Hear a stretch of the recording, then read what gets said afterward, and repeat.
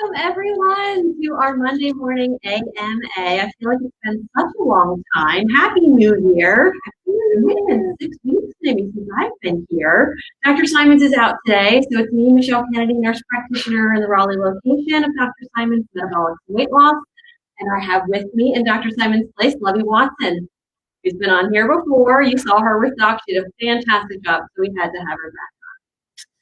So we're well into the new year. We've been getting lots of great questions. We've missed the past couple AMAs due to holidays and things going on, so we're really happy to be back. And please keep sending the questions and go ahead and send us some comments, questions live. We're happy to answer them. We included in the email today that we have lots of great questions. And we are open, both offices. We have appointments available in the new year.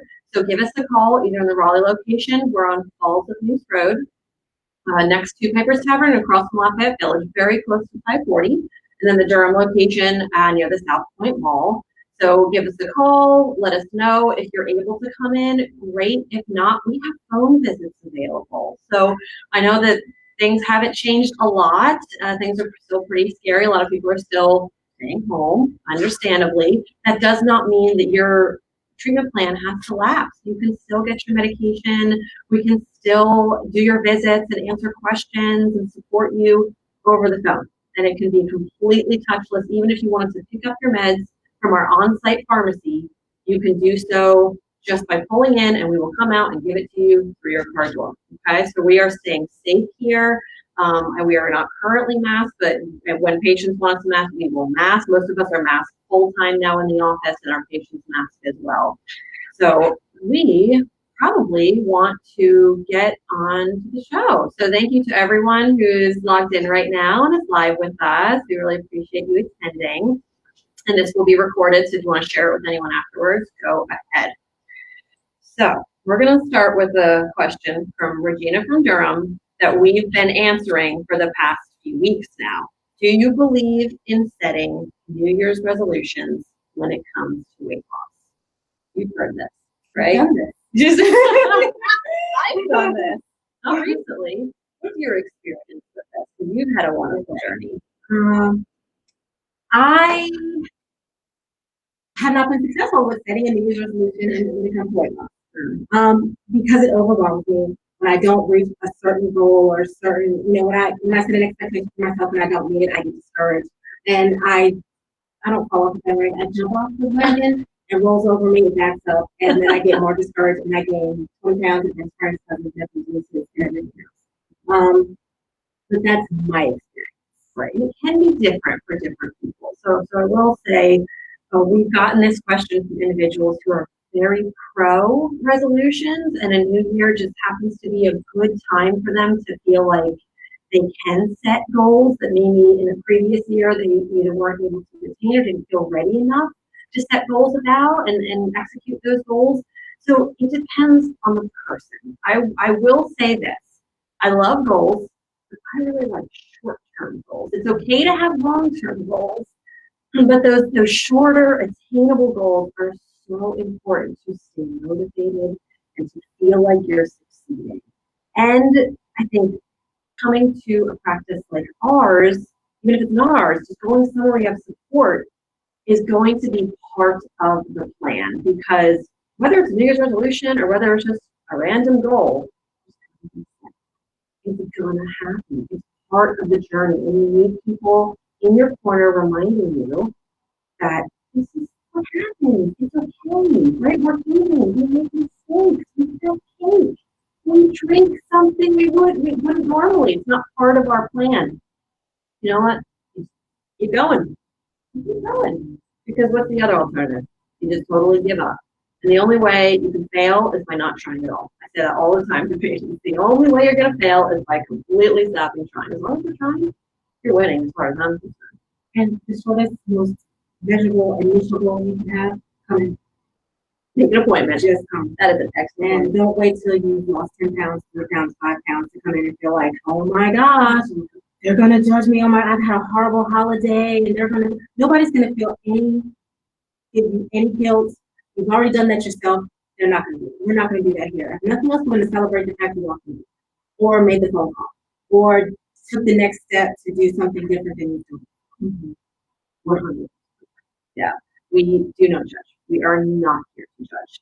So if you've already set a New Year's resolution, which I will say a lot of people ask us in December, oh, you guys are going to be slammed in January. We say, we're going to be steady. But honestly, it's more late January, February, and March that people who set their own goals, which is great, but then felt like they needed a little extra help to get there and didn't realize that until later in the month of January or into the spring. That's okay. That's what we're going to be here for. That's when we tend to ramp up. So just make the call, shoot us an email, whatever it is that gets you that one step closer to getting to whatever goal you are setting, whether it's a New Year's resolution or not. All right? Just give us a call. All right. Thank you for that, Regina. Really good question. So Melissa from Cary, I plan on trying a fast to help jumpstart my weight loss. Do you recommend fasts? Do they work? And what are the risks? So, yes, we do recommend fasts. We recommend different types of fasting, but it is very individualized for each patient based on their medical history, their history of fasting, what kind of fasting, what medications they're on. So it is not something that we do in like a blanket way, like where everyone fasts in January, everyone cuts carbs way down in January. Very individualized here with everything, including the dietary strategies. So I personally have fasted in the past. I've done traditional, like liquid only, water only fasting. I've done protein shake fasting, done the restricted feeding windows, and then the egg fast. Have you done egg fast? Have you done all the other ones too? Yeah. Bobby she knows a lot, all right? She's done a lot. So do they work? Yes, they do. You have to do it carefully and you have to have proper expectations going in because with fasting, with any kind of fasting, comes a reduction in your water weight, right? And with a resuming of eating, you're going to have some of the water weight come back. That's normal. That's exactly what we expect. But if you expect the scale to just drop and then stay really low once you start repeating, it's going to be very disappointing. So there are lots of benefits of fasting, right? The weight loss can be a benefit. It can be muscle sparing, so you lose primarily or exclusively body fat mass. It can help with swelling because the water weight comes down. There are anti-cancer benefits to fasting, anti-aging benefits to fasting. I mean, the list really does go on. Yeah, people fast for mental clarity, focus, and a lot of people don't even do it for weight. They just do it for like the therapeutic benefit. And what are the risks? The risks are you can get pretty dehydrated. You can get some electrolyte disturbances. So again, that's where we are guiding you. Do you need to withdraw from your fast? That can be heat withdraw. The other risks are really not listening to your body. So, some of us need to fast for shorter amounts of time. Some of us can go a little bit longer. It's based on a lot of different factors, and it's not just your body weight. There are other factors as well that can determine. So what are some of your experiences with fasting? Good and maybe not as good. Fasting is good because it keeps me focused on what as opposed to just grabbing things to eat.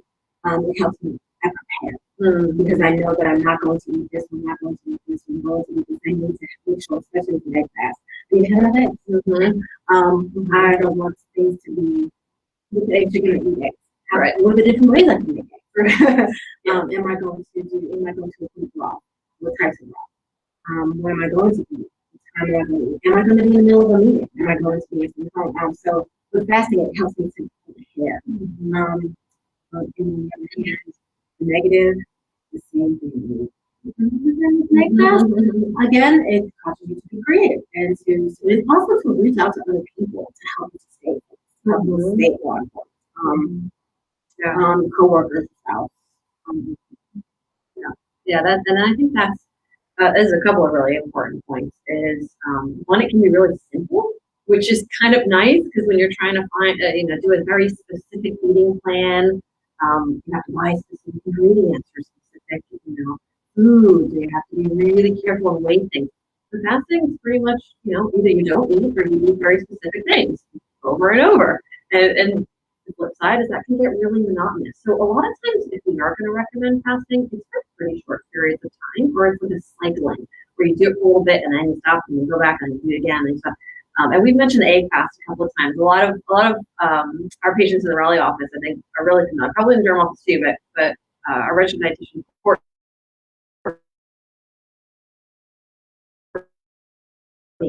was that 3 to 5 days of eating pretty much eggs, some form of oil or butter or mayo, and then you can include cheese if you wish.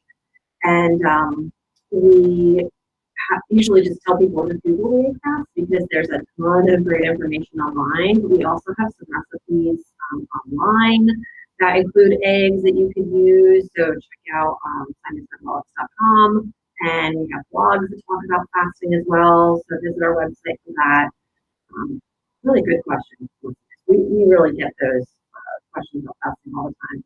So just a reminder, this is Ask Me Anything, Dr. Simon's Metabolics and Weight Loss. It's a live show, and we're answering your questions that you've sent in. So go ahead and send them live in the comments, or just let us know that you're here. Just give us a comment to say, hey, we'd love to experience our Monday morning with happy folks who are happy to be here. But happy to be back, and I think it's time to move on to the next question. Do you want to take a period? Sure. We have a question, Gary from Morrisville. And he asks us, how long can someone effectively be in ketosis? And is it forever? Yeah, this is a really good question. So the answer is it depends. It depends on the person. Technically, there are cases of individuals who have been in a state of ketosis where your body is burning fat for fuel, and a byproduct of that, burning fat is a good thing. Byproduct of fat breakdown is a ketone, and that's actually what ends up being your fuel source in place of glucose. So we burn sugar, or we burn fat, or most of us are burning some combination, but in ketosis, you're burning a lot more fat, very little glucose. So you can be in ketosis indefinitely for very long periods of time when you have the right environment and support and medical history and body type. It can be a long-term thing. And Dr. Simons has been in ketosis for years and years and years, possibly cycling out a little bit, getting back in. I myself have been in ketosis for probably a few months at a time, and then we'll cycle out. Have you been in ketosis? Oh, currently, look at this. This is great. So the keto diet, the way you do it is you reduce your carbohydrate intake significantly.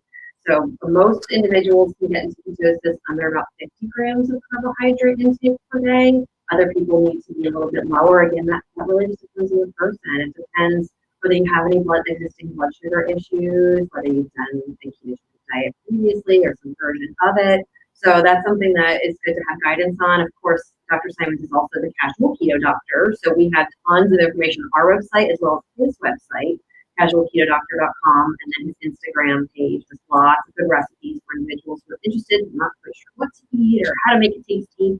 You can find all of that on the website of the practice, and then Dr. Simons' website.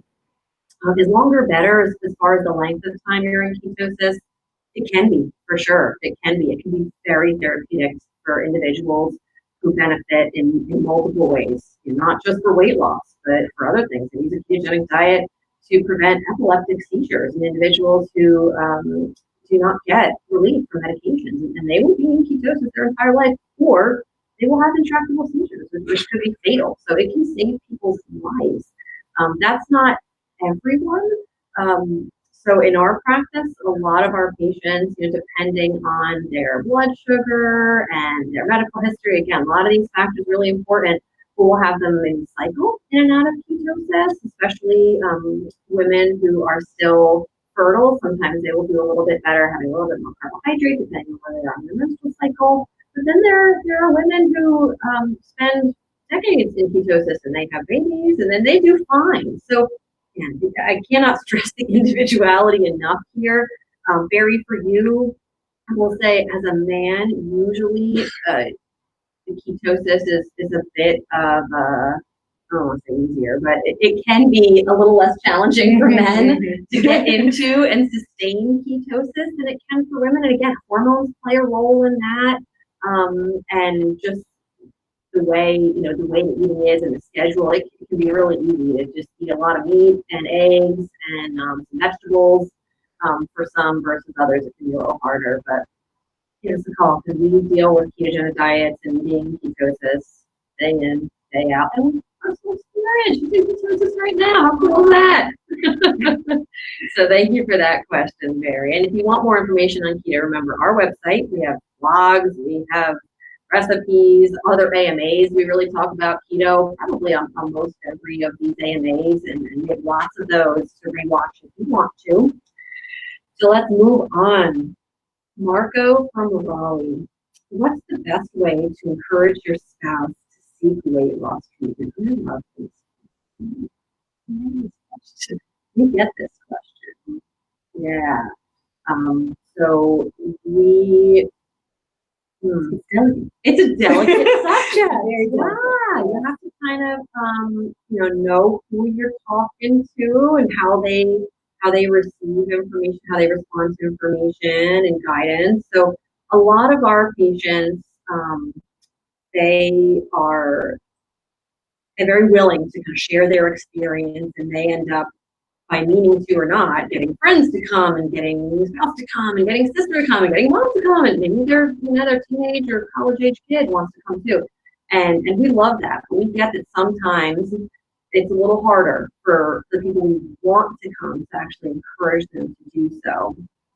So I would say, Marco, if your spouse is using language that sounds like they're ready, but they just maybe need a little extra push, I would do as much positive encouragement and support and kind of explaining, I'm assuming, Marco, that you come here, so I'm going to go on that.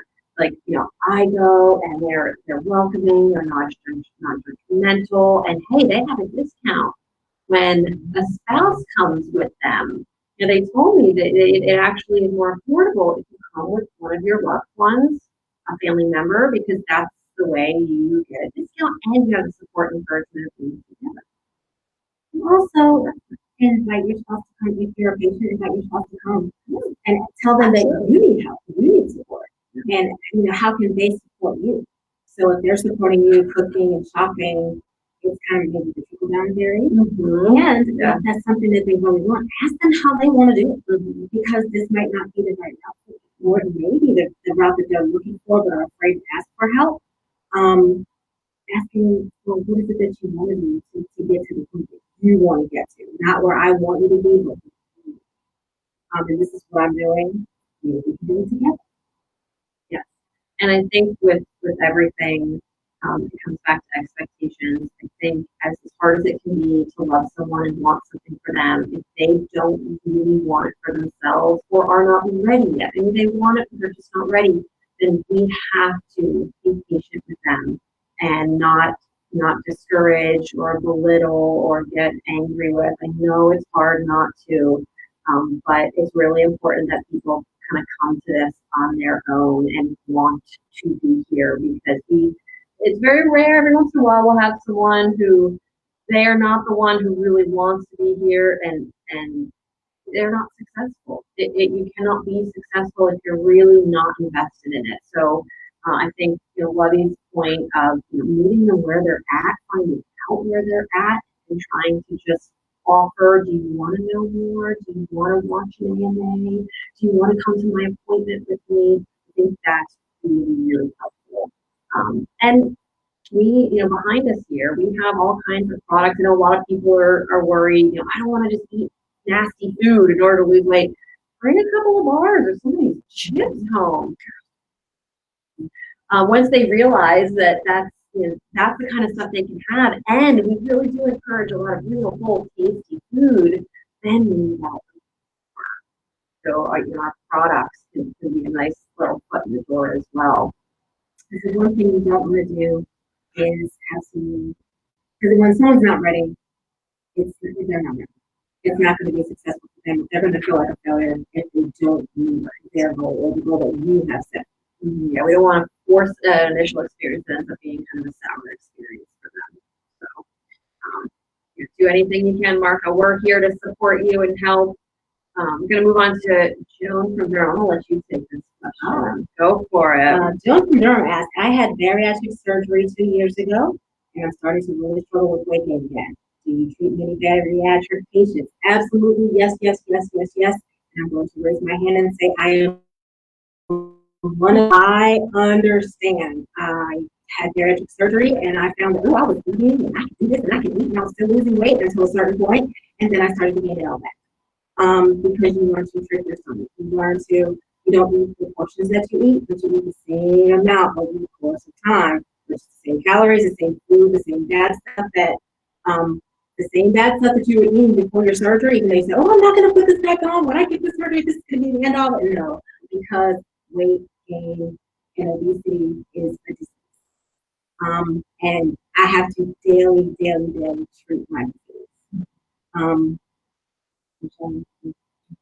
So yeah, but I completely agree. I think that we have a good number of patients, right, that have had the different types of bariatric surgeries, the sleeve gastrectomy, the switch, we have a lot of lap banders, or the traditional Roux-en-Y.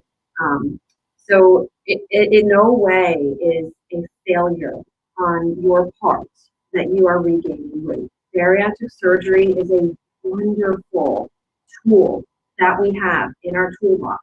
It is a very powerful tool that we have in our toolbox. It is not a cure. Nothing is. It is a fantastic management strategy that, in the context of a multidisciplinary approach where you're still seeing your surgeon and then you have the medical weight loss and you're also in a support group and you have the support of your family, that maybe psychology is involved, right? Therapy, we recommend that all the time. It's not just the surgery that's going to fix it. It's part of the process to get to the point where you feel like your medical condition is under control and you're managing it. So yes, absolutely, we do treat them, Joan. Please come in and see us. We are happy to help. And just having the surgery does not prevent you from getting really great medical weight management tools like medications. In fact, some medications work better when you've had a history of surgery. So please give us a call. I'm going to jump in here. Yeah, Miss Susie has asked, do you recommend cleanses or probiotics? Thank you so much, Susie, for commenting. So I am a fan of probiotics. I'm a fan of probiotic foods, and then we also carry a couple of really good probiotics in the office from Metagenics, which is a fantastic pharmaceutical grade brand.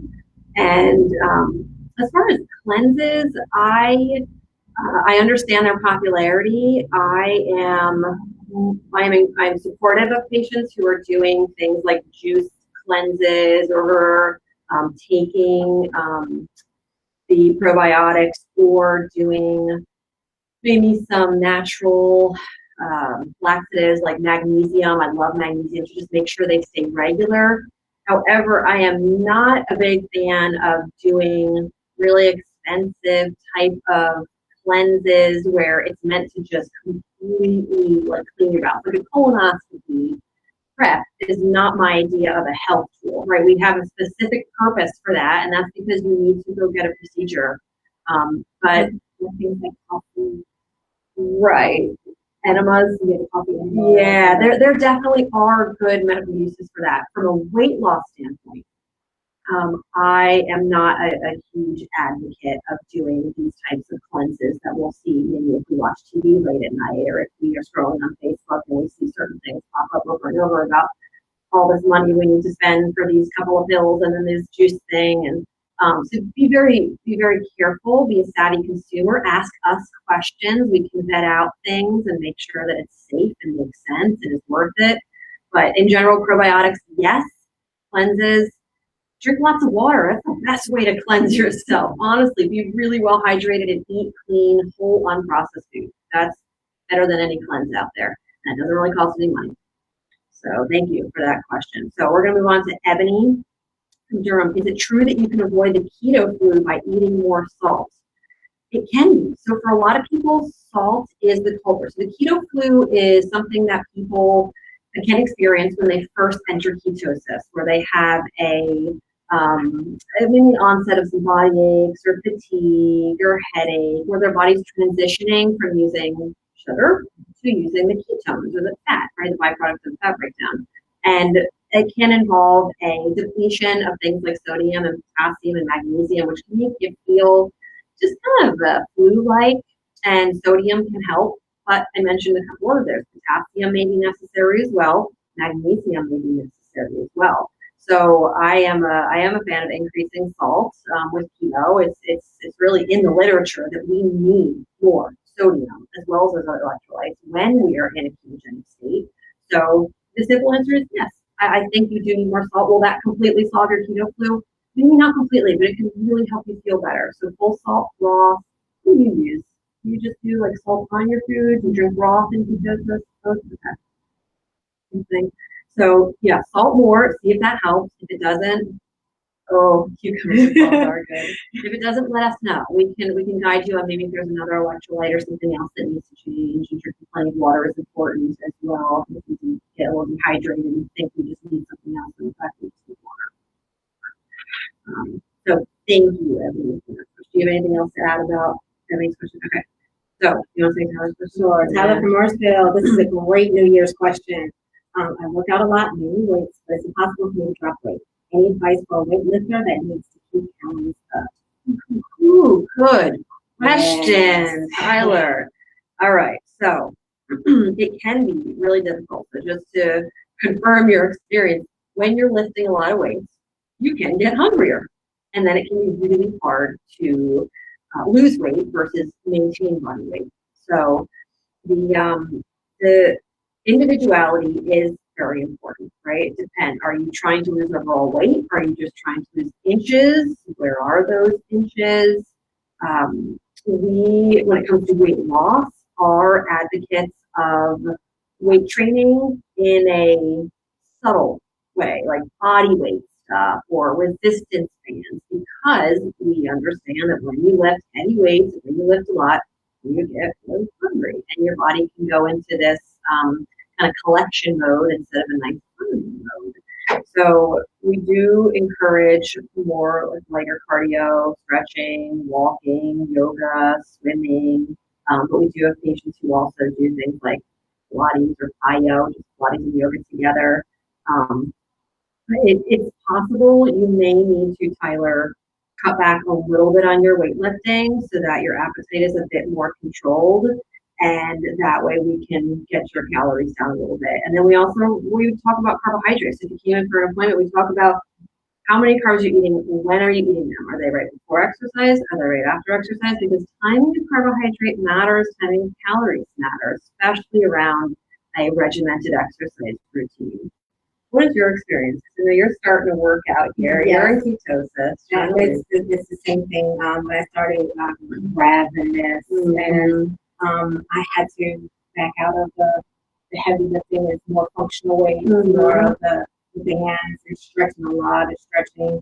And then it's anymore. I eat a lot of protein, and it fills me up. So I and also when I eat, right? It's also right. That protein, I think that is key. Anyone who has been to our practice even once knows we are big on protein. So eating plenty of protein.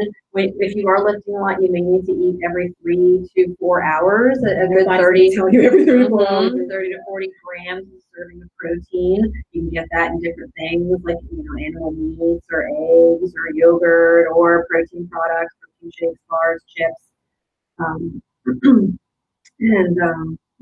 something else.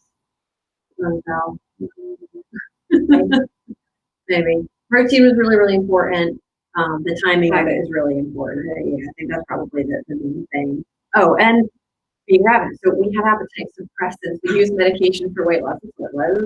Just a minor thing that I do all day long is prescribe medications to help people manage their appetite, manage their weight, manage their cravings. So something that we will talk about is when someone changes their exercise regimen, if we need to tailor the medication regimen accordingly. And oftentimes, yeah, that is the case. So Tyler, if you are already on medication with us, let us know that you're struggling a little bit with the exercise, and we can definitely help guide you on maybe what needs to change. And the medication, if you're not on anything, we can talk to you about some medication that may really help to curb that hunger. And we won't just do one technique. Right. We prescribe all the medications that are FDA approved. I know a lot of people are familiar with appetite suppressant patterning. That is not the only thing that we carry. It is a very useful medication. Again, not the only thing. So if you're interested in something else, we can have it. So everyone, thank you so much for watching. Thank you for your questions. Thank you, Susie, for your live question, and keep sending them in for our next AMA. Make sure to like and follow us and give us a call. We're open in both offices. We'd love to see you. We have openings. And thank you. Love you. We'll have to do it again. Thanks, everyone. Happy Monday.